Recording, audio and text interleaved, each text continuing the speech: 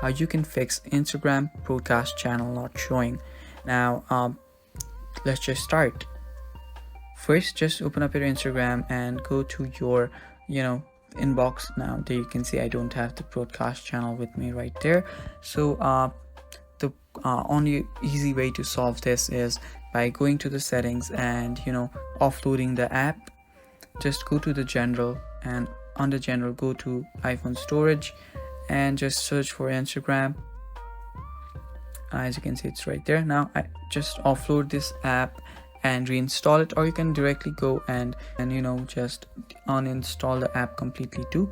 And after you've done that, just reinstall it and open it up and check if there is the broadcast channel.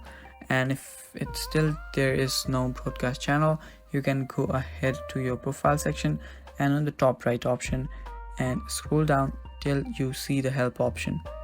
Now you can see right there is the help option. Tap on help and you can just report the problem.